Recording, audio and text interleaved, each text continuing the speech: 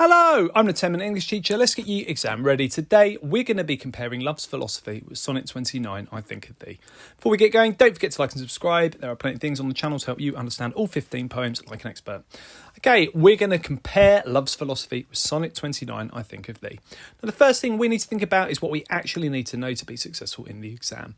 We need to know what happens in each poem. There are 15. I've made short tutorials on each one of them to help you understand what they're about and the key moments. You need to be able to recall 3 or 4 quotes from each and be able to comment on the structures of them. So here's a key quote. There's Shelley saying, "See the mountains kiss high heaven," from Love's Philosophy. And the other thing we need to do is know how to structure the essay that we're going to write in the exam, and that's what we're here for today.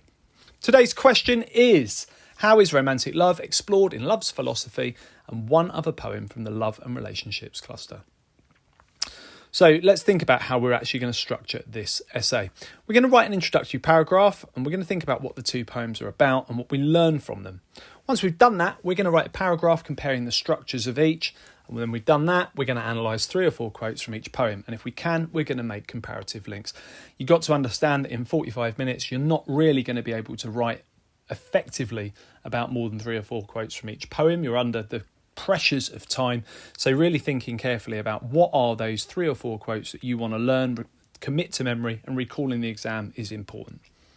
So let's think about that introductory paragraph. We're thinking about the 2 poems, what they're about and what we learn. We're just going to explain that concisely and link that to the question. So here's an example of what I'd say if I was in the exam. Love's Philosophy is written to an unnamed subject and is an argument in favour of them beginning a relationship. Sonnet 29, I Think of Thee, is also written to a subject, Barrett Browning's husband, and is a declaration of her love and affection. We learn from these poems how romantic love can consume all of our thoughts. That's my introductory paragraph. Once I've done that, I'm on to my second paragraph, and I'm going to write a paragraph comparing the structures of each. Here's what I'd do. Love's Philosophy uses an ABAB rhyme scheme, which could reflect the idea of couples belonging together. The use of iambic tetrameter gives a persuasive and assertive tone to the poem. Sonnet 29 is written in sonnet form, and the similar use of rhyme and iambic pentameter could reflect the idea that love brings order and structure to our lives. There's similarities in the choice of structure there, and I've been able to explore that and why they might have made those choices. And once I've done my introduction and I've written about the structures, it's then time to start to use PEA, and if I can, L, to make a link to explore those key moments in the poems. So we're going to use 3 or 4 quotes from each poem, and we're going to make comparative links if we can. Let me model that for you now.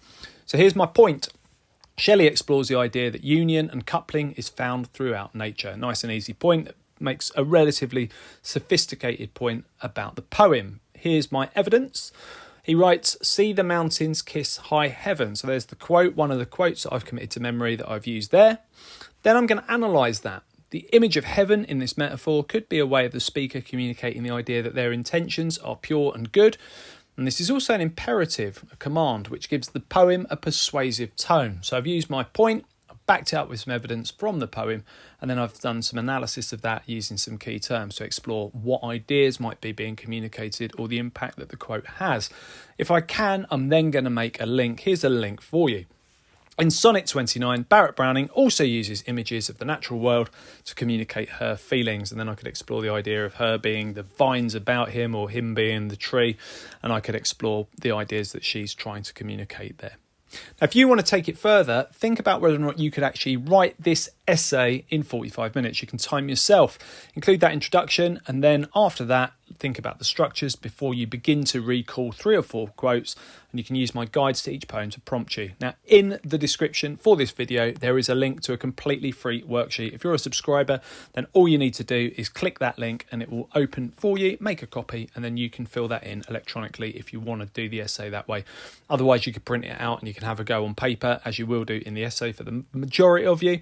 Or if you're not able to click that link because you're not a subscriber with a Google account, you could just have a go answering the question.